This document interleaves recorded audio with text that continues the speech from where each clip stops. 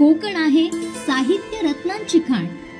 याच भूमी नदीलीत साने गुरुजी, विंदा, खांडेकर, जयवंत दळवीं सारखी अनेक रत्न. हाच वारसा चालवतायत नव्या पिढीचे, नव्या दमाचे साहित्यिक. अशाच साहित्यिकांसाठी कोकण सातनं आणलं हक्काचं व्यासपीठ. जागर कोकणच्या साहित्य रत्नांचा. नमस्कार. कोकणचं पहिलं दैनिक कोकण सात आणि कोकणचं नंबर 1 महाचॅनल कोकण सात लाईव्हच्या विशेष कार्यक्रमात आम्ही आपलं स्वागत करतोय. जागर कोकणच्या साहित्य रत्नांचा हे विशेष सदर आम्ही गेले अनेक महिने या कोकणामध्ये कोकण सातच्या या प्लॅटफॉर्मवर आपण सुरू केलेलं आहे आणि या प्लॅटफॉर्मच्या माध्यमातून आपण कोकणातील जी अनेक साहित्य रत्न आहेत, जे दिग्गज साहित्यिक आहेत, त्यांना भेटत आहोत. ही जी कोकणातील साहित्य संस्कृतीची परंपरा आहे ती कशा पद्धतीने वृद्धिंगत होईल, त्याला कशा पद्धतीने आपल्याला पुढे नेता येईल आणि कोकणातील जे साहित्यावर अनेक प्रकारचं योगदान देत आहेत, तर अशा साहित्यिकांना आपण भेटतोय. आजसुद्धा एक नवीन साहित्यिक या 31व्या पुष्पात, जे आपण जागर कोकणच्या साहित्य रत्नांच्या या सदरामध्ये हे 31वं पुष्प आहे आणि या पुष्पामध्ये आपण भेटतोय मूळ कोकणातील मात्र जे मुंबईमध्ये स्थायिक आहेत असे साहित्यिक, एक प्रतिभावंत साहित्यिक वैभव साटम. वैभवजी, आपलं मनापासून आजच्या या एपिसोडमध्ये आपलं स्वागत करतोय. धन्यवाद. वैभवजी यांची ओळख जर सांगायची झाली तर त्यांचं मूळ गाव कणकवली तालुक्यातील आयनल आहे आणि मूळ गाव जरी आयनल असलं तरी त्यांचं जन्मापासूनचं संपूर्ण वास्तव्य आहे ते मुंबईत आहेत आणि मुंबईत जरी हे वास्तव्य असलं तरी कोकणाशी जी त्यांची एक नाळ जुळलेली आहे ती त्यांनी कधीही बाजूला केलेली नाही. वडिलांचा जो कोकणशी असलेलं नातं आणि त्यानंतर वडिलांसोबत सातत्याने कोकणात येणं जाणं आणि कोकण हेच आपलं एक मायभूमी आहे आणि त्या मायभूमीला आपल्या मनामनात साठवून कशा पद्धतीने शब्द रेखाटन करता येईल हे संपूर्ण जे एक प्रवास आहे तो या साहित्यातून वैभवजी यांनी मांडलेला आहे. वैभवजी हे स्वतः ठाणे येथील एका विद्यालयात प्राध्यापक म्हणून काम करत आहेत आणि BSc भौतिकशास्त्र या विषयामध्ये ते पारंगत असले तरी साहित्य क्षेत्राकडे ते वळलेत. त्यांचा हा प्रवास जाणून घेणं खूप अतिशय आनंददायी असेल आणि आपण त्यांच्याशी संवाद साधूया, कारण आत्तापर्यंत त्यांनी या साहित्यामधील बहुतांश अंगांना स्पर्श केलेला आहे. त्यांच्या अनेक सांगायच्या झाल्या तर कादंबरी आहेत, कथासंग्रह आहेत, ललित संग्रह आहेत, त्याच्यानंतर व्यक्तिचित्रण आणि बालसाहित्य, अशा सगळ्याच अंगांना त्यांनी या साहित्यातून साथ घातलेली आणि स्पर्श केलेला आहे. तर एकूणच त्यांचा हा प्रवास साहित्यातील अभिरुची आणि एक MSc भौतिकशास्त्र झालेला व्यक्ती कशा पद्धतीने या साहित्याकडे वळतो, आपल्या मनातील, आपल्या कोकणातील अनेक गोष्टी या साहित्यातून उलगडतो, या सगळ्याचा प्रवास आपण त्यांच्याकडनं जाणून घेणार आहोत. वैभवजी, पुन्हा एकदा आपलं मनापासून स्वागत. निश्चित आम्हाला आवडेल की आपण, जसं मी पहिलाच उल्लेख केला की खरं तर इथला साहित्यिक किंवा जो साहित्य क्षेत्रात येणारा व्यक्ती असतो तो कवितांपासून सुरू करतो किंवा त्याला कुठची तरी एक आपल्या घरातली पार्श्वभूमी लागते किंवा तिथला माहोल तरी तशा प्रकारचा लागतो, तर तो साहित्याकडे वळतो. मात्र आपला प्रवास किंवा आपल्या साहित्यातील ही एंट्री, कारण आपलं जे प्रोफेशन आहे ते पूर्णपणे वेगळं आहे आणि आपण ज्या साहित्यामध्ये लिहित आहे, ज्या क्षेत्रामध्ये लिहित आहे हे वेगळं आहे. कसं आपण या क्षेत्राकडे वळला, काय सांगाल सुरुवातीचा काळ? सुरुवातीचा काळ सांगता येईल की माझा जन्ममत मुंबईचाच आणि जन्मानंतर मी 3 वर्ष या माझ्या गावी होतो आणि गावी असताना जे काय ऐकलेलं, जे काय बोली ऐकलेली, त्याचा कुठेतरी पगडा मनावरती इतका ठामपणे बसला की तो आत्ता ह्या वयातही तो विसरता येण्यासारखा नाही. आणि माझं शालेय शिक्षण झालं विक्रोळीला मुंबईमध्ये आणि 9वी 10वीला आम्हाला आमच्या शाळेत तत्कालीन मुख्याध्यापक तावडे सर, ते देखील तिठवली गावचे, इकडच्या आपल्या वैभववाडीच्या जवळचे, आणि त्यांनी साहित्याची गोडी आम्हाला लावली. त्या वयामध्ये त्यांनी मोठमोठी पुस्तकं, म्हणजे त्या वेळच्या कादंबऱ्या आणि आणायचं. आणि असं झालं की तावडे सर आणि आपल्या कोकणचे सुपुत्र कविवर्य वसंत सावंत हे दोघे मालवणला एकत्र शिकत होते. त्यामुळे तसं बघितलं तर त्या साहित्य वाचनाची सुरुवात ही मी 8वी 9वी पासून सुरुवात झाली. एक चांगली पुस्तकं त्यावेळेला सरांनी आम्हाला वाचायला दिली. जरी आमची शाळा लहान होती तरी शाळेमध्ये त्यावेळेला देखील 2000 पुस्तकं होती आणि त्या 2000 पुस्तकांपैकी बहुतांश पुस्तकं ही म्हणजे कोकणाच्या पार्श्वभूमीवरती असतील किंवा चांगल्या साहित्यिकांची पुस्तकं होती आणि ती आम्हाला त्या काळात वाचायला मिळाली. अर्थात आजूबाजूचा जो वर्ग होता तो देखील कामगार वर्ग होता आणि विक्रोळीसारखा परिसर जो होता, आजूबाजूला सगळी कोकणी माणसं होती. त्यामुळे हा सर्व भाग जर विचारात घेतला तर मी चुकून भौतिकशास्त्राकडे गेलो असं म्हणावं लागेल. बरं. कारण का तेव्हाची परिस्थिती अशीच होती की जर तुम्हाला 10वीला चांगले टक्के आहेत तर तुम्ही साधारणतः विज्ञान शाखेकडे जात होता. आणि तसंच म्हणजे 10वीला चांगले गुण मिळाले आणि त्यामुळे मी म्हणजे सायन्सकडे गेलो, विज्ञानाकडे गेलो. आणि ते शिक्षण घेत असताना कुठला विषय निवडायचा तर तुम्हाला वाटतं भौतिकशास्त्र हा थोडासा गणिताशी संदर्भात असल्यामुळे मी भौतिकशास्त्राकडे गेलो. परंतु साहित्याची जी गोडी लागली ती शाळेमुळे. आणि जेव्हा मी 11वीला VK कृष्ण मेनन कॉलेज भांडुपला ॲडमिशन घेतलं त्यावेळेला कविवर्य वसंत सावंत हे रिटायर्ड होऊन मुंबईला राहायला आले होते. आणि तिथे मला वसंत सावंतांची भेट मिळाली त्यांची. आणि त्या माध्यमातून कुठेतरी साहित्याची म्हणतात ना कुठेतरी एक मूळ होतं ते कुठेतरी त्याला पालवी फुटायला सुरुवात झाली. आणि सांगायला असं आवडेल की माझे वडील हे चांगले वाचक होते. त्यांच्या हातात नेहमी पुस्तक असायचं. आणि माझ्या वडिलांनी मला पहिली कादंबरी आणून दिली ती स्वामी कादंबरी, रणजित देसाईंची पहिली कादंबरी स्वामी ती आणून दिली. आणि म्हणतात ना ते एक म्हणतात त्या अंकुरणाला फुटण्याचा जो काळ असतो त्या काळामध्ये मला हे वाचन करायला मिळालं. आणि मग आजूबाजूला मुंबई मराठी संग्रहालयासारखं विक्रोळीला एक शाखा होती, चांगली पुस्तकं तिकडे होती. त्या माध्यमातून ही साहित्याची गोडी निर्माण झाली. आणि पुढचा काळ जो होता तो मग चांगलं वाचायला मिळालं. चांगलं पुस्तकं त्या काळामध्ये येत होती. माझे काका स्वतः बँकेमध्ये होते, आमच्याकडे राहत होते. आणि बँकेमध्ये असल्यामुळे प्रत्येक त्यांची स्वतःची एक लायब्ररी होती. खूप सारे दिवाळी अंक तेव्हा वाटले जायचे.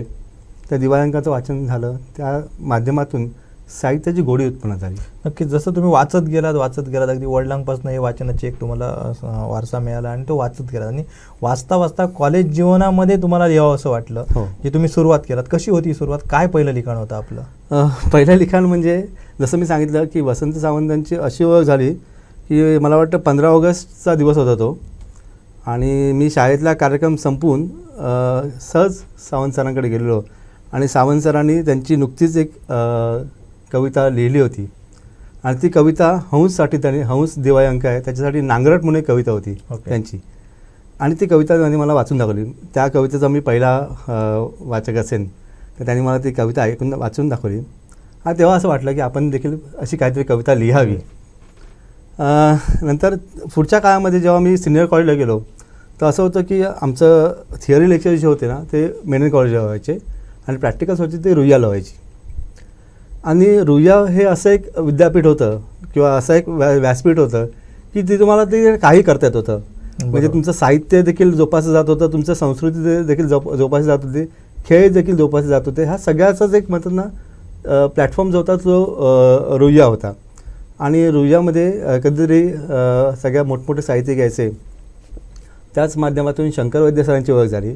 आणि मग आपली कविता कुठेतरी आपण लिहितो आहे काहीतरी.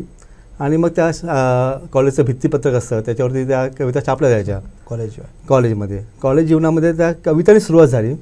परंतु आपण जेव्हा कविता लिहितो आहे तेव्हा जेव्हा शंकर वैद्य सरांकडे ते कविता मी दिल्या, सर कशा वाटतात कविता बघा. शंकर वैद्य सर बोलले की एक काम कर, महिनाभरानंतर मला भेट. आणि त्याच दरम्यान मुंबई विद्यापीठामध्ये एक कार्यक्रम होता. त्या कार्यक्रमामध्ये शंकर वैद्य सरांची महिन्याभराच्या आतच माझी भेट घडली. आणि अरे ये बस इकडे असं शंकर वैद्य सरांनी मला बसवलं. कविता उत्तम आहे पण ह्या कविता तुझ्या वाटत नाहीत. सर म्हटलं मीच कविता लिहिली आहे त्या. म्हटलं तुझ्या वाटत नाही याचा अर्थ या कवितेवरती अख्खा प्रभाव जो आहे तो वसंत सावंतांचा आहे, कुठे पाडगावकरांचा प्रभाव आहे, पण त्यात तुझी कविता कुठलीच नाही आहे. म्हणजे त्यांनी मला त्या साहित्य म्हणजे कविता क्षेत्रात त्यांनी बाजूच केलं मला की जोपर्यंत तुझी कविता वाटत नाही तोपर्यंत काही छापायच्या भानगडीत किंवा कुठे लिहायच्या भानगडीत पडू नकोस. साहित्य हे मूळ आपला पिंड काय आहे तो ओळखायला शिक. हे मला वाटतं शंकर वैद्य सरांनी सांगितलं मला. आणि त्याच्यानंतर मात्र आपला नक्की पिंड काय किंवा आपण काय कशा प्रकारचं लेखन करायला पाहिजे आणि त्याच्यातून पुन्हा एकदा वाचन सुरू केलं.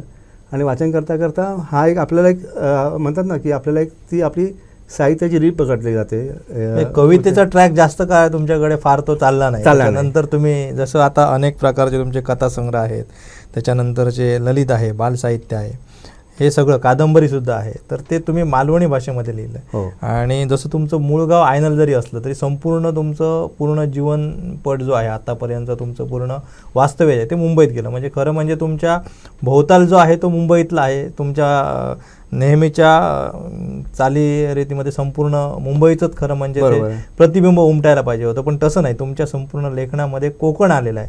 म्हणजे जसं तुमच्या साहित्याचं जर ही नावं जर आपण बघितली, कारण कादंबरी कोकणी माती आहे, त्याच्यानंतर गजाली, चित्र व इतर कथा आणि 6 माणसांच्या 6 गोष्टी असे कथासंग्रह आहेत. त्याच्यानंतर ललित संग्रह सुद्धा बिटकी आणि पाणन, पाणन हा मालवणी कोकणातील शब्द आहे. त्याच्यानंतर भावकी आणि गावकी जे व्यक्ती चित्रण केलं आहे तुम्ही, खरं हे सुद्धा सगळं मालवण आणि आपल्या कोकणातीलच भावकी आणि गावकीचं चित्र. आणि श्रेयसच्या आजोबांनी सांगितलेल्या गोष्टी ज्या पूर्वी आपण कोकणात सगळ्या चालवत होतो, मालवणी ओळे सर याच्यावर सुद्धा आपण एक संकीर्ण केलेलं आहे. तर हे सगळं जर बघितलं एकंदरीत त्याचं जर परिचय आपण किंवा चेहरा हे तुम्ही नावं जरी वाचली तरी तुमचं संपूर्ण लिखाण हे कोकणवर प्रभावित करणारं किंवा कोकणचं प्रतिबिंब उमटवणारं असंच आहे. तर काय सांगाल, म्हणजे मला हाच प्रश्न तुम्हाला विचारायचा आहे की तुम्ही मुंबईत जरी वास्तव्य करत असलात तरी तुमचं लिखाण जे आहे ते कोकणावर झालं, हे असं का? बरोबर. आता झालं असं ते त्या बाबतीत की 1981 साली आम्ही विक्रोळीला आलो आणि विक्रोळीला जेव्हा राहायला आलो आम्ही, म्हणजे कोकण म्हणजे 3 वर्ष मी पहिली कोकणामध्ये होतो, आजोबा आजी होते माझे. आणि जसं शाळेत जेव्हा घालायचा प्रश्न आला तेव्हा इथे न घालता मुंबईला, कारण माझे वडील मुंबईला नोकरी करत होते. जेव्हा आम्ही मुंबईला गेलो त्या आजूबाजूलाचा जो परिसर होता, म्हणजे आजूबाजूचे लोक जे होते ते आपल्याकडचे सिंधुदुर्गातलेच, मालवणीचा. हां, म्हणजे कॉमन गॅलरी होती आणि आजूबाजूला राणे, पालकर, पुढे घाग, ही सगळी मंडळी, समोर दळवी, इथे परब, म्हणजे हा संपूर्ण कोकणाचाच भाग सगळा कोकणी. आणि त्यावेळेला जी बोलीचालीची भाषा होती ती मराठी नव्हतीच, कारण की आपापसात जर बोलण्याचं भाषांचं जे व्हायचं किंवा बोलणी व्हायचं ते संपूर्ण मालवणीमध्ये, मालवणीमध्ये संपूर्ण संवाद जे होते ते मालवणीमध्ये. एकतर मी इथून गेलो, कोकणातून इथून मुंबईला गेलो त्या 3 वर्षाचा, आणि त्या 3 वर्षाचा जो कालखंड होता ना तो इतका प्रभावित करणारा होता की त्या वयामध्ये तुमच्यावरती झालेले संस्कार, तुम्ही बघितलेली माणसं ही पुढच्या काळात मी विसरू शकलो नाही. आणि सुदैवाने म्हणा वडिलांची नोकरी चांगली असल्यामुळे दरवर्षी आम्हाला गावी जायला मिळायचं. ओके. म्हणजे मला आठवत नाही की मे महिन्याची प्रत्येक, म्हणजे कॉलेजपर्यंत 12वीपर्यंत प्रत्येक मे महिन्याची सुट्टी आम्ही गावी घालवलेली आहे. म्हणजे 13 एप्रिलला परीक्षा संपली की 14 एप्रिलला आम्ही गावी जायचो. आणि ते म्हणजे अगदी तेव्हा 15 जूनला वेळ शाळा उघडायची, तर मिरग संपला की पुन्हा मुंबईला यायचं. म्हणजे हा 2 महिन्याचा जो कालखंड होता. आणि त्याच दरम्यान माझे काका जे आहेत त्यांची पिठाची गिरणीची चक्की होती. त्या चक्कीवरती दळण देण्यासाठी भरपूर सारे माणसं यायची. बरोबर. आणि आमच्या घरामध्येच गावाचं पोस्ट ऑफिस होतं, म्हणजे माझे मोठे चुलते होते पोस्ट मास्टर होते. तर ह्या दोन्ही बाजूला भरपूर माणसं यायची. आणि त्यातून एक निरीक्षण करण्याची एक क्षमता निर्माण झाली. त्या माणसांना बघून, त्यांची बोली चाली बघून किंवा ते कसे बोलतात, आणि यातूनच मला वाटतं व्यक्तिचित्रण जी घडली माझ्या हातून, बरोबर, त्याचा मला वाटतं हा जो खालचा त्याच्या खालचा जो बेस आहे तो इथून तयार झालेला आहे. आणि अशी माणसं बघायला मिळाली. ही जी माणसं बघितली ना, आणि त्यात असं व्हायचं की माझे काका सुधीर साटम हे त्यांचं जवळजवळ शिक्षण गावी झालेलं होतं. बरं. आणि ते नोकरीच्या निमित्ताने मुंबईला, आणि ते आमच्याकडे राहत होते. त्यामुळे त्यांच्या बोलण्यामध्ये गाव काय असेल, किंवा अगदी पावसाळा पडला तरी आता गावी काय होत असेल, म्हणजे आता उन्हाळ्याचे दिवस आले गावी काय होत असेल, त्यामुळे घरातलं वातावरण हे देखील मालवणी मुलकाला पोषक होतं. आणि आजूबाजूचा परिसर होता तो देखील तसा पोषक होता. त्यामुळे माझ्याकडनं जे लेखन झालं त्याचा जो प्रभाव आहे तो कोकणाचाच राहिला. आणि माझ्या मते कोकण हा एक निरंतर चिंतनाचा विषय आहे माझ्यासाठी. त्यामुळे त्या प्रकारचं लेखन, अर्थात त्या लेखनाची ग्रॅव्हिटी जी आहे, जी इंटेन्सिटी जी आहे ती कदाचित बदलेल, परंतु त्याचा जो बेस आहे तो कोकणच करायला आवडेल. नक्कीच. कोकणीपणाशी किंवा कोकणची जी नाळ जुळलेली असते ते होती ती संपूर्ण याच्यातनं अधोरेखित होते. त्यानंतर सर महत्त्वाचा प्रश्न की आपण 20-25 वर्ष लिहित आहे, सातत्याने लिहित आहात. गेल्या 8-10 वर्षामध्ये या लिखाणामध्ये वाढ झाली. त्याच्यानंतर आपले याच्यामध्ये कविता आल्या, कथासंग्रह आल्या, कादंबरी आल्या, ललित लेखन आलं, बालसाहित्य, मालवणी कवितांचं संकीर्ण, हे सगळं विविध विषय तुम्ही हाताळलेत. तर आपण पाहिलं तर साहित्यातील बहुतांश अंगांना आपण एक साहित्यिक म्हणून स्पर्श केला आहे. कारण तसं बघायला गेलं तर साहित्यिक एक कुठचा तरी बेस पकडतो आणि कविता असेल तर तो कवी म्हणून पुढे जातो, बरोबर. किंवा कथाकार असेल तर तो कथाकार म्हणून पुढे जातो. मात्र आपण वेगवेगळ्या सगळ्या या साहित्याच्या अंगणात स्पर्श केला आहे. काय सांगाल, काय या मागचं गुपित? इतर असं झालं की 2008-09 साली मी एक दीर्घकथा लिहिली, कोकणी माती म्हणून. अर्थात मी जसं मगाशी उल्लेख केला की इतके वर्ष आपण गावी बघितलेली माणसं, तिकडच्या रूढी, तिकडच्या श्रद्धा अंधश्रद्धा असतील किंवा तिकडच्या चालीरीती असतील, आणि त्या माणसांचे जे स्वभाव वैशिष्ट्य आहेत, तर त्या स्वभाव वैशिष्ट्याला अनुसरून एक कथा लिहिली, दीर्घकथा होती ती, आणि ती वसईच्या एका दिवाळंकामध्ये ती छापली गेली. आणि त्याच्यानंतर मला प्रकाश जाधव म्हणून आहेत, ते आपल्या भिरवंड्याचे इकडचे, त्यांचा मला फोन आला. त्यांचं स्वतःचं त्यावेळेला प्रकाशन संस्था होती. त्यांनी मला फोन केला की मी तुमची अशी अशी दीर्घकथा वाचते, तर आपण बोलूया का त्याच्यावरती? म्हटलं बोलूया ना आपण त्याच्यावरती. आणि त्यांना असं वाटलं की या दीर्घकथेचं आपण थोडीशी याच्यामध्ये वाढ करून आपण एक लघु कादंबरी करूया. बरं. आणि मग मला काहीच हे नव्हतं, मी थोडीशी कथा वाढवली, दीर्घकथा वाढवली, आणि साधारणतः एक 135 पानांची कादंबरी पहिली तयार झाली ती. त्याचे म्हणजे त्या अनुषंगाने माझं साहित्यामधलं पहिलं पुस्तक छापलं गेलं. त्यावेळेला माझं ध्यानीमनी पण नव्हतं की आपलं कधी पुस्तक येईल. पण अर्थात जेव्हा आपण लहानपणी जेव्हा ह्या सगळ्या म्हणजे अजूनही सांगायला मला आवडेल की साधारणतः 1998-99 साली वसईला कोकण मराठी साहित्य परिषदेचं संमेलन होतं.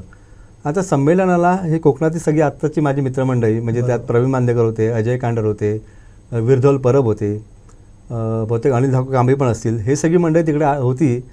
परंतु तेव्हा अशी हिंमत झाली नाही की यांच्याशी आपण बोलावं म्हणून. पण 25 वर्षापूर्वीचा काळ अगदी. आणि तो वसईला तेव्हा वसईमधले देखील अशी माझा सिद्धार्थ तांबे होते, तेव्हा प्राध्यापक सिद्धार्थ तांबे ते होते. ही सगळी इतकी मंडळी तिकडे होती की माझी अशी हिंमत झाली नाही. आणि त्यांना बघून त्यांच्या कविता ऐकल्यानंतर असं वाटलं की आपल्याला खरंच असं कधीतरी सादर करता येईल का, किंवा वसंत सावंतांनी जेव्हा मला पहिलं पुस्तक दिलं ते आपले बाबा कधीतरी पुस्तक येईल का, ही सुप्त इच्छा मनामध्ये होती. बरोबर. पण ती अगदी नकळतपणे ती पहिलं पुस्तक माझं आलं. अगदी मागे हातभासही नव्हतं की बाबा कधीतरी आपलं पुस्तक येईल म्हणून त्यावेळेला, पण ते पहिलं आलं. आणि पहिलं पुस्तक आल्यानंतर मग असं झालं की मग ही पुस्तकं येतच गेली. मग लिखाणाला त्याच दरम्यान डॉक्टर महेश केवस्करांची माझी ओळख झाली, आणि त्यांनी मला लिहितं केलं म्हणता येईल असं, की चांगली कथा लिहिली आहेस, पहिली जी कादंबरी आहे, तर तिकडच्या परिसरावर अशी कथा लिहिता येईल का. त्या माध्यमातून मग त्या गझालीसारखा संग्रह आला. आणि मग प्रहारच्या माध्यमातून एक सदर सुरू झालं माझं, त्याच्या मधून मग बिटकीसारखा संग्रह आला. मग ती पुस्तकं येतच गेली. मग तशी सुरुवात झाली तुमची त्याच्यातूनच. नक्कीच. त्याच्यानंतर आपल्याला महत्त्वाचा अजून एक प्रश्न आहे की मुंबईत तुम्ही आहात, मात्र मालवणी भाषेबद्दल किंवा आपल्या कोकणी या संपूर्ण संस्कृतीबाबत तुम्हाला जे एक विलक्षण आकर्षण आहे ते सातत्याने तुम्हाला राहिलं, आणि त्यानुसार तुम्ही लिहित गेलात. मालवणी खरं तर आपल्या जगाला वेल लावणारी अशा प्रकारची बोलीभाषा आहे. म्हणजे आणि त्याच्यामुळे अगदी आपण मच्छिंद्र कांबळेंचं दिवंगत जर नाव घेतलं तर त्यांनी मालवणी आपली सातासमुद्रावर पोहोचवली, आणि तीच मालवणी तुम्हालाही भावलेली आहे, आणि तुम्ही त्याचा अगदी गाढा अभ्यास करताय. जसं आपण म्हटलं की ह्याच्यावर लिहित आहे, आजसुद्धा अनेक मालवणी कथासुद्धा तुमच्या आहेत. तर काय नेमकं ही मालवणीबद्दलची ओढ तुमची कशी निर्माण झाली? महेश, जसं मी सांगितलं की घरामध्ये किंवा आजूबाजूला मालवणी भाषाच, मालवणी बोलीच आम्ही बोलत होतो. त्यामुळे त्याच्यापेक्षा वेगळं काय असू शकतं. अर्थात आपण जेव्हा एखादं बाहेरच्या माणसं संवाद साधतो तेव्हा आपण प्रमाण मराठी साधतो, बरोबर. परंतु जी दैनंदिन जीवनाची भाषा जी आहे ती आपली स्वतःची औशीची बोली आपण, बरोबर. त्यामध्ये एक गोडी आहे, त्यात लय आहे. आणि हे आपल्या आधीच्या 60 लेखनानंतर पण आपण जाणवलं की ते तसं लिहिलेलं आहे लोकांनी. म्हणजे अगदी आना पेडणेकरांनी, मधुमेश कर्णेकरांनी अगदी जेव्हा बोलायची भाषा आहे तर ती अगदी मनोहर कदमांच्या जर तुम्ही कथा वाचल्या तर त्याच्यामध्ये ती बोली आलेली आहे. मग आपण का लिहू नये असं. अगदी हाच धागा पकडून मी तुम्हाला एक अजून प्रश्न त्याच्यामध्ये विचारतो की एक 10-15 वर्षाचा जर काळ बघितला आपण, तर मालवणी जे लोक होते ते मालवणीपासून लांब जात होते. मालवणी बोलणं म्हणजे कमीपणाचं लक्षण असं वाटतं. आज ते चित्र नाही. आज प्रत्येकाला मालवणी म्हणजे ब्रँड वाटतोय. खरं आहे. आणि त्या पद्धतीने लोक जसं तुम्ही लिहिताय, तुम्ही मांडताय, तुम्ही पहिल्यापासून हा ढाचा पकडून आलात, बरोबर. पण आज मालवणी माणसामध्ये सुद्धा आपला मालवणी भाषा किंवा मालवणी बोली हा एक ब्रँड वाटतोय. काय त्याच्याबद्दल तुम्ही काय सांगा? ह्याला मला वाटतं मध्यंतरी घडलेली साहित्य संमेलनं असतील, म्हणजे स्पेसिफिकली मालवणी बोलीचे साहित्य संमेलन असतील, तो एक असेल. त्याच्यानंतर असं झालं की आता समाज माध्यमावरती बघाल तर वेगवेगळे म्हणजे ग्रुप तयार झालेले आहेत. हां, कारण त्यांचा तो प्रभाव जर इतर मला असं वाटलं की अरे देसाई जर मालवणी बोलतात तर मी का बोलू नये. एक्झॅक्टली. हा जो म्हणतात ना तो एक न्यूनगंड माणसाच्या मनामध्ये होता, तो कुठेतरी न्यूनगंड आता कमी होत चाललेला आहे. लोक बोलत आहेत, मालवणी बोलत आहेत. अर्थात ते त्यातल्या म्हणतात ना प्रमाणबद्धता किती असेल हा प्रश्न वेगळा आहे, पण लोक बोलत आहेत हे काय वेगळं, म्हणजे हे काय मला वाटतं लोक बोलणार आहेत आणि बोलतील देखील. नक्कीच येणारा काळ मालवणीसाठी खूप चांगला असेल. आपण अनेक प्रकारचं साहित्य लिहिलं आहे, त्याच्यामध्ये जसं आपण उल्लेख पहिल्यापासून करत आलो आहे, तर या साहित्यावर जे आपण साहित्य स्वतः साकारलेलं आहे त्याची ओळख कशी करून द्याल, ज्याच्यामध्ये आपलं कादंबरी आहेत, कथासंग्रह आहेत, ललित संग्रह आहेत, बालसाहित्य आहेत, ह्याच्यातलं नेमकं साहित्य जे तुम्ही लिहिलेलं आहे तर त्याची ओळख जर दर्शकांना करून दिला तर तुमच्या साहित्याबद्दल ओळख होईल दर्शकांना. आत्ता पण जर बघितलं तर मला नेहमी असं वाटलं की जसं मी मगाशी बोललो की कोकण जरी आपला एक निरंतर चिंतनाचा विषय असला तरी साहित्य म्हणजे काही मनोरंजनाचं साधन नाही. एक्झॅक्टली. साहित्य हा एक म्हणतात ना लोकांचे प्रश्न आहेत किंवा जनसमुदायाचे प्रश्न आहेत, सामान्य माणसाचे प्रश्न आहेत, हे व्यवस्थेच्या समोर किंवा व्यवस्थेमध्ये हस्तक्षेप करण्यासाठी आपण लिहितो. आमचा लिहिण्याचा उद्देश हाच आहे की आपल्याला व्यवस्थेवरती टीका करायची आहे. व्यवस्थेमध्ये जे काही दोष आहेत ते दोष दाखवायचे आहेत. आणि त्याच्यासाठी मग जर मला वाटत असेल की हा एक प्रांत आहे, ह्या प्रांतातले हे प्रश्न आहेत, हे प्रश्न मला मग ते कथेच्या स्वरूपातून मांडता येतील, कादंबरीच्या स्वरूपातून मांडता येतील, ललित लेखाच्या माध्यमातून मांडता येतील. अर्थात साहित्याचे जॉनर बदलतील, परंतु तो मूळ प्रश्न जो आहे तो कोणत्या माध्यमातून आपण मांडतोय लोकांच्या पुढे, आणि मला त्या मांडण्याचा उद्देश काय की व्यवस्थेवरती हस्तक्षेप, मला व्यवस्थेमध्ये हस्तक्षेप करायचा आणि त्याचबरोबर व्यवस्थेवरती टीका देखील करायची आहे. टीका म्हणजे चांगली टीका, चांगल्या अर्थाने टीका करायची आहे मला, आणि त्यांना दाखवून द्यायचं की हे असं आहे, हे सामान्य माणसाचं जगणं असं आहे आमच्या प्रदेशातलं. त्याच्यासाठी आपण हे लिखाण, मग त्याच्यासाठी जॉनर कुठलाही वापरला तर चालेल, पण तुम्हाला विशेष करून भावतो तो ललित लेखन किंवा कथेच्या माध्यमातून. आता कथेच्या माध्यमातून जर बोलायचं असेल, आताच म्हणजे मी ज्या क्षेत्रामध्ये आहे, शिक्षण क्षेत्रामध्ये, तर ती शिक्षण व्यवस्थे इतके ढासळत चाललेली आहे. मग त्यातला जो मूळ मध्यवर्ती जो शिक्षक म्हणून जो आहे, त्या शिक्षकाची अवस्था आज काय आहे. ठीक आहे, आपण विद्यार्थ्यांचा आपण काय करतो तो एक भाग वेगळाच करतो आपण, परंतु मूळ जो आहे शिक्षण परंपरेतला शिक्षक, त्याचा आज काय होतं आहे, त्याला त्याच्या ज्या म्हणजे ज्या संपूर्ण गरजा आहेत त्या पूर्ण होत आहेत का, नोकरीच्या माध्यमातून त्याला जे भेडसावणारे प्रश्न आहेत ते कोणी मांडायचे. तर त्यासाठी मला वाटतं कथा मला एक चांगलं माध्यम वाटलं, त्या कथेच्या माध्यमातून तसं करता आलं. दुसरा एक प्रश्न असा आहे की एवढी संकट येऊन गेली, मध्ये कोरोनासारखं एक मोठं संकट येऊन गेलं आणि त्याच्यामध्ये सामान्य कुटुंबाची जी दिसपट झालेली आहे, मग ते कसं मांडणार, इकडच्या व्यापारी वर्गाचं काय झालं आहे, इकडच्या छोट्या म्हणजे शेतकऱ्यांचं काय झालं आहे, इकडच्या व्यावसायिकांचं काय झालं आहे.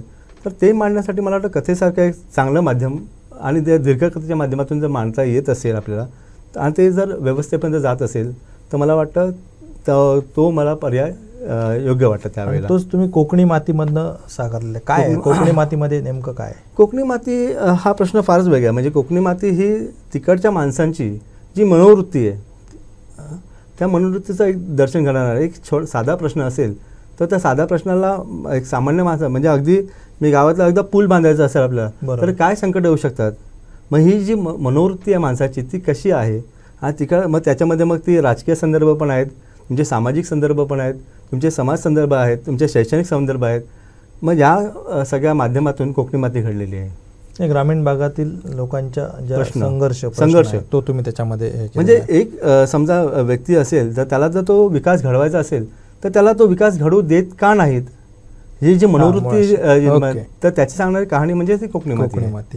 त्याच्यानंतर आपला गझाली, चित्र, इतर कथा, 6 माणसांच्या गोष्टी हे कथासंग्रह आहेत. आणि सगळ्यात महत्त्वाचं बिटकी आणि पाणन. बिटकी आणि पाणन हे तर कोकणातील मालवणी या संस्कृतीतील सगळे अगदी जिव्हाळ्याचे विषय आहेत. काय नेमकं ह्याच्यातनं तुम्ही काय रेखाटलंय? बिटकी आणि पाणन हे अगदी आपल्या म्हणजे अगदी म्हणजे ग्रामीण व्यवस्थेवरती असणारे, मग ते तिकडचं ते सौंदर्य वर्णन करणारी ते ललित लेख आहेत. म्हणजे आज काही जे प्रश्न आहेत किंवा काही ज्या गोष्टी आहेत त्या लोप पावत चाललेल्या आहेत. मग त्या ललितच्या माध्यमातून ह्या गोष्टींचा आपल्याला परामर्श घेता येईल का. म्हणजे अगदी मी सांगतो ना की फणसाची भाजीसारखा हा पदार्थ आहे आपला आहे. बरोबर. हां, म्हणजे आपल्याला सगळ्यांचा तो जिव्हाळ्याचा विषय. अगदी वय जो आहे, वय आणि आकांडेसारखा विषय. कुंपण हे जे म्हणजे शब्द आहेत ते आपल्या उद्या शब्दकोशातून नाश पावतील की काय असा जेव्हा आपल्याला म्हणजे संदर्भ येऊ लागतो, तेव्हा मला वाटतं की चला ललितसारखं एक माध्यम आहे आपल्याकडे जे आपल्याला ते उतरवता येतील. नक्की पुढच्या पिढीपर्यंत जर हे जायचं असेल तर मला वाटतं ते ललितसारखं म्हणजे जी छोट्या पद्धतीने बरोबर ते आजच्या कुमारांपर्यंत किंवा आजच्या पिढीपर्यंत गेलं तर मला वाटतं ते अधिक प्रभावी होईल. म्हणून ते साकार करण्यासाठी ते ललितसारखं एक माध्यम तेव्हा वापरलं. आणि अर्थात त्यावेळेला आपलं महानगर हे वृत्तपत्र होतं. आपल्याच इकडचे वेंगुर्ल्याचे संजय परब होते, ते त्यावेळेला ते संपादक होते. आणि त्याने मला तो मुक्त हात दिला की नाही, तुला जसं लिहायचं आहे तसं तू लिही. आणि त्या माध्यमातून मला वाटतं तसं ते लेखन झालं. बरोबर. त्याच्यानंतर तुमचं एक व्यक्तिचित्रण आलेलं आहे पुस्तक, भावकी आणि गावकी. हो, बघितलं तर आज कोकणात किंवा गावागावात हे चित्र सगळीकडे आहे आणि ते तुम्ही शब्दबद्ध केलं आहे, एक व्यक्ती चित्रण केलं आहे. काय नेमकं याच्यामध्ये आहे? मी जसं मगाशी म्हटलं की माझ्या काकांची पिठाची गिरणी होती आणि घरामध्येच आमच्या पोस्ट ऑफिस होतं. त्यामुळे माणसांचा असा राबता असायचा. आणि त्यातूनच काही माणसं जी माणसामध्ये विसंगती आहे, आपण प्रकृती सोडून द्या, पण माणसाच्यामधली विसंगती जेव्हा आपल्याला दिसायला लागते, ती विसंगती मला वाटतं त्या व्यक्तीचं ते विशेषण होतं. अगदी म्हणजे मला आठवतं की ताई हवालदार म्हणून एक म्हणजे एक स्त्री होती.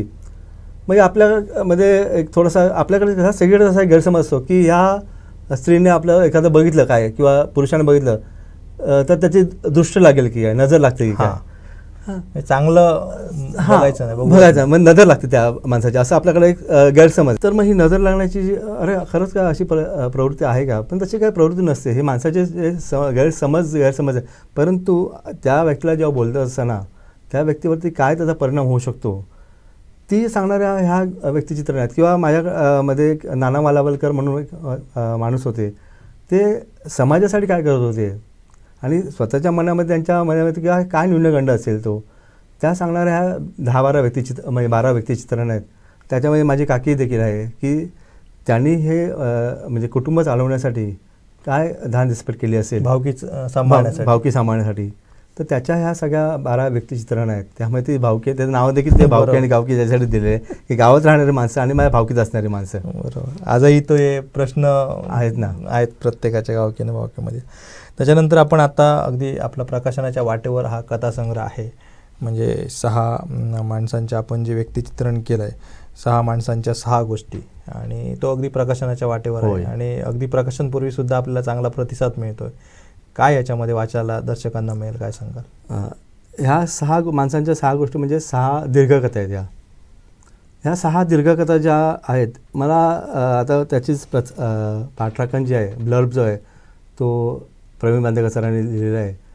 त्याच्यामध्ये तो ब्लर्ब जरी वाचला तरी कळेल की ती जी 6 व्यक्ती आहेत, ह्या 6 व्यक्ती म्हणजे आता काही मगाशी जर सांगितलं की एक शिक्षक जो आहे तो शिक्षकाच्या बाकी इतक्या समस्या आहेत त्याला आज व्यवस्थेमुळे आलेल्या, आणि त्या व्यवस्थेमुळे त्याचं जे काय उद्ध्वस्त झालेलं आहे सगळं, तर ती सांगणाऱ्या कथा आहेत. किंवा एक शिक्षक आपल्या विद्यार्थ्याला कुठली तरी एखाद्या व्यक्तीबद्दल सांगतो आहे आणि ह्या ग्रामीण व्यवस्थेतून एक शहराकडे गेलेला मुलगा आहे.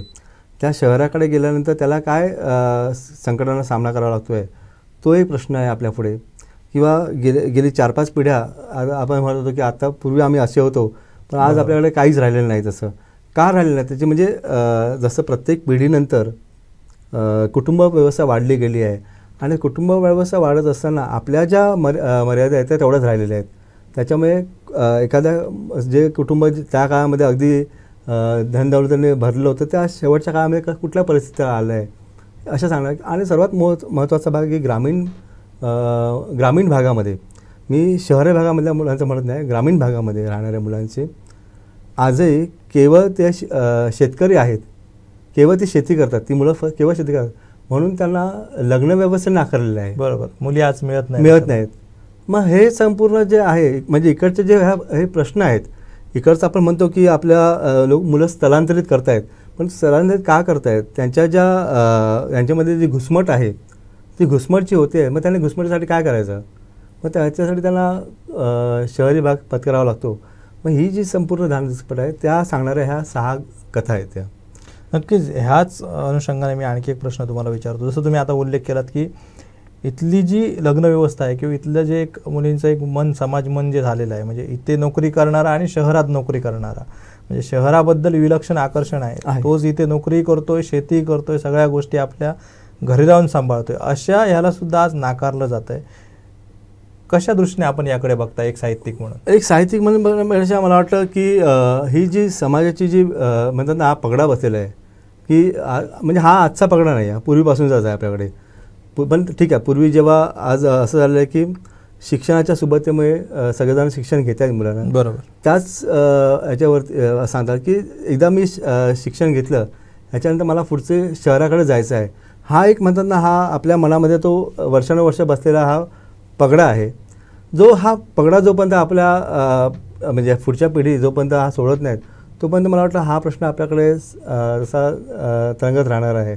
आणि त्यावरती आपल्याला काहीतरी म्हणजे ठोसपणे इकडच्या ग्रामीण भागातल्या मुलांना स्थलांतर न करता इथे काही सुबत्ता होऊ शकते का, त्या व्यवस्थेच्या माध्यमातून आपल्याला काय करता येईल का, मला वाटतं हा एक महत्त्वाचा प्रश्न ह्या पुढच्या पिढीसाठी राहणारच आहे.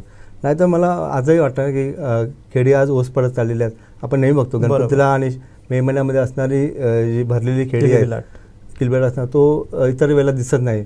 आणि हा मला वाटतं हा फार मोठा जटिल प्रश्न आहे. त्या जटिल प्रश्नाकडे आपण फार डोळसपणे किंवा फार असं फोकसपणे बघावं लागेल याच्या पुढच्या पिढ्यांना किंवा ह्या पुढच्या व्यवस्थेला, तरच हा प्रश्न सुटला जाऊ शकतो. नाहीतर म्हणजे जसं गांधीजींनी खेड्याकडे चला म्हणून सांगितलेलं, पण आज आपण तो प्रश्न आपण, कारण का हा भाग जो आहे ना आपण दुर्लक्षितच ठेवलेला आहे, व्यवस्थेने हा प्रश्न दुर्लक्षितच ठेवलेला आहे. ज्यावेळेला म्हणजे खेड्यांचं जेव्हा शहरीकरण होत आहे, पण खऱ्या खेड्यांचं काय होत आहे हा प्रश्नाचा आपल्या व्यवस्थेने नेहमीच दुर्लक्षित ठेवलेला आहे आणि त्याच्या जे परिणाम आहेत ते आजची पिढी भोगते. नक्कीच हा विषय खूप चर्चेचा मोठा नक्कीच चर्चेचा आहे, त्याच्यावर आपण यथा अवकाश बोलूच. पण आपण ज्या अनुषंगाने हे एक सदर सुरू केलेलं आहे, म्हणजे साहित्यरत्न, कोकणातील साहित्यरत्न, आणि खऱ्या अर्थाने कोकण ही खऱ्या अर्थाने साहित्यरत्नांची खाण आहे. आपण अगदी ही पार्श्वभूमी अनेक दर्जेदार साहित्यिक आपल्या कोकणात पाहिलेले आहेत आणि तो जो त्यांचा एक साहित्यिकांचा दर्जा होता तो तुम्ही ज्यांच्या पिढींचा उल्लेख केला, अगदी प्रवीण बांदेकरांपासून ते वीर धवल परबांगपर्यंत, तर हा प्रवास आणि या पिढीबद्दल काय सांगाल? म्हणजे तुम्ही ज्या पिढीला एक साहित्यिक म्हणून बघितलात, ज्यांच्याकडनं एक प्रेरणा घेतलात आणि बरोबर तुम्ही या क्षेत्रात स्वतःला सिद्ध केलं आहे, तर काय सांगाल? त्याच्यासाठी थोडा आपण बघूया की साठोत्तरी साहित्य जे होतं, म्हणजे अगदी मधुबाईंनी लिहिलेलं, वसंत सावंतांनी लिहिलेलं, जयवंतदेवींनी लिहिलेलं, त्यावेळेला तो कोकणातले प्रश्न फार वेगळे होते. बरोबर. जसं कोकण बदलत चाललं आहे तसे ते विषय देखील बदलत चालले आहेत आणि बदलत्या कोकणाचे विषय हे बदलत्या पिढीने घेतलेले आहेत. बरोबर. आता म्हणजे तसं आद्या पिढीने बदललं तर थोडंसं रोमॅन्टिक लेखन, त्याच्यानंतर इकडचे असणारे ते जातीसंबंध असतील किंवा ते प्रेमसंबंध असतील, अगदी कौटुंबिक व्यवस्था असतील, त्याबद्दल लिखाण केलं गेलं. त्याच्यानंतरच्या पिढीने म्हणजे अगदी डॉक्टर महेश केवस्कर असतील, प्रवीण बांदेकर असतील, अजय कांडर असतील, वीर धवल परब असतील, गोविंद काजरेकर असतील, आणि बदलत्या कोकणानुसार म्हणजे त्याच्यामध्ये आलेले राजकीय संदर्भ असतील, समाज संदर्भ असतील, इकडचे संस्कृती संदर्भ असतील, याच पद्धतीचं लेखन केलं. आणि त्याच म्हणजे त्यांच्याकडे बघूनच आम्ही आमचं लेखन चालू ठेवतो आहे की नक्की इकडचे प्रश्न जे आहेत ते मगाशीच जसं मी म्हटलं की साहित्य जे आहे ते मनोरंजनाचं साहित्य असू शकत नाही, मनोरंजनाचं साधन असू शकत नाही, ते समाज माध्यमास किंवा समाज व्यवस्थेवरती टीका करण्याचं एक मोठं साधन असू शकतं.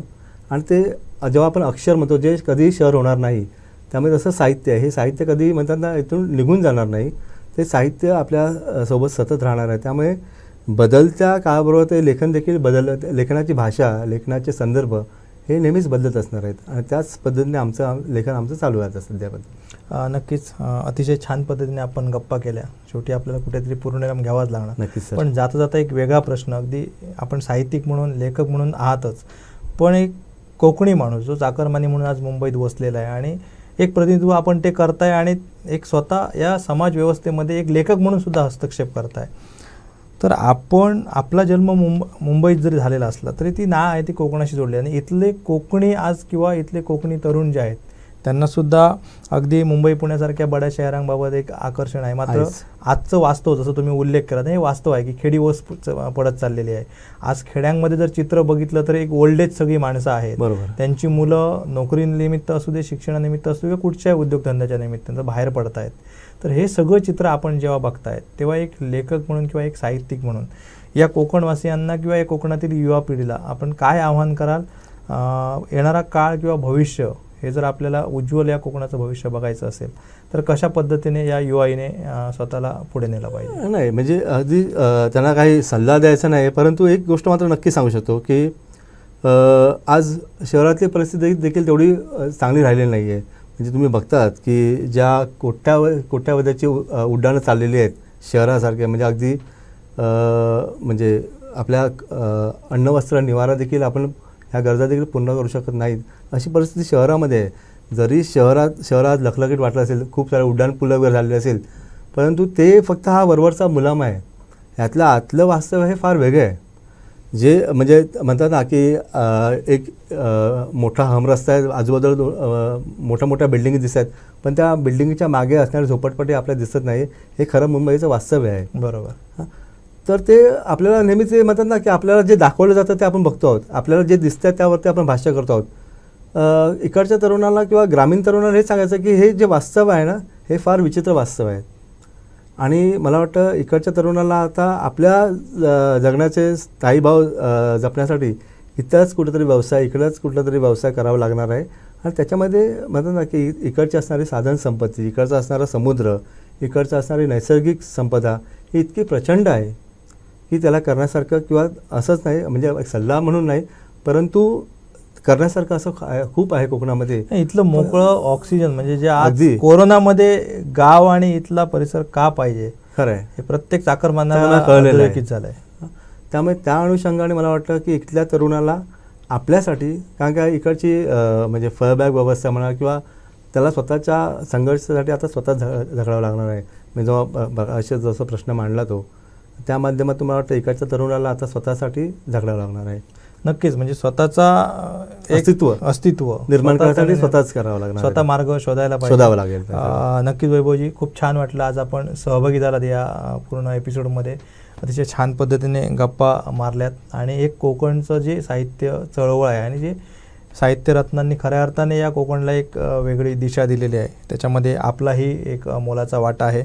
वैभवजींनी सुद्धा या संपूर्ण लिखाणामध्ये अनेक पुरस्कारांनासुद्धा गवसणी घातलेली आहे. त्याचा निश्चित उल्लेख करावा लागेल या ठिकाणी, कारण अखिल भारतीय साहित्य संमेलनमध्ये निमंत्रित कवी म्हणून ते 2021मध्ये त्या ठिकाणी सहभागी झालेले होते. त्याच्यानंतर त्यांना एकता कल्चरचा सुद्धा नारायण सुर्वे पुरस्कार मिळालेला आहे आणि सुरजन प्रतिभा पुरस्कारसुद्धा त्यांना मिळालेला आहे. आणि त्यांची जी ही साहित्यातील एक रुची आहे किंवा साहित्यामध्ये जे योगदान देत आहेत ते सुरूच आहे आपल्याला, कारण आपलं आजचं वय आणि येणारा काळ आपल्यासाठी खूप असा उज्ज्वल आहे. त्यामुळे निश्चित वैभवजी आम्ही तुम्हाला आमच्या कोकणसादच्या टीमकडनं मनापासून शुभेच्छा देतो. आपण सहभागी झालात, आपलं मनापासून धन्यवाद.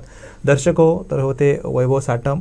खऱ्या अर्थाने कोकणात जरी जन्म झाला असला तरी कोकण पण अवघं त्यांनी म्हटलं 3 वर्ष कोकणात राहिल्यानंतर संपूर्ण जे आयुष्य आहे त्यांनी ते मुंबईत आज त्या ठिकाणी व्यतीत करतात. मात्र कोकणाशी जी नाळ आहे ती वडिलोपार्जित जी एक नाळ जुळलेली होती ती त्यांनी सोडलेली नाही आणि सातत्याने त्यांनी या कोकणकडे पाहिलेलं आहे, कोकण आपलं म्हणून पाहिलेलं आहे. त्याच पद्धतीने त्यांचं पूर्ण प्रतिबिंब त्यांच्या साहित्यातनं या ठिकाणी अधोरेखित झालेलं आहे.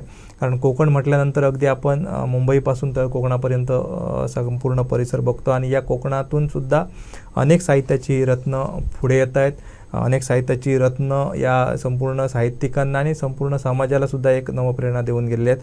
अशाच आपण साहित्यिकांना येत्या काळात सुद्धा भेटणार आहोत, कारण साहित्यरत्न जे आपण सदर सुरू केलेला हा विशेष कार्यक्रम जे सुरू केलेला, कारण आपण दोन्ही प्लॅटफॉर्मवर या साहित्यरत्नांची ओळख करून देतोय. जी प्रखड मुलाखत होते हीच मुलाखत आपण आमच्या दैनिक कोकणसादच्या वाचकांना सुद्धा वाचण्यासाठी अगदी शब्दांकन करून देतोय आणि हे जे विशेष हा जो कार्यक्रम आहे तो सुद्धा येता अवकाश पुढे सुरूच राहणार आहेत. कोकणातील नवीन साहित्यिकांना आपण येत्या काळामध्ये सुद्धा भेटत राहणार. तुर्तास इथेच थांबतोय. आपण पाहत राहा कोकणचं नंबर 1 महाचॅनल कोकणसाद लाईव्ह.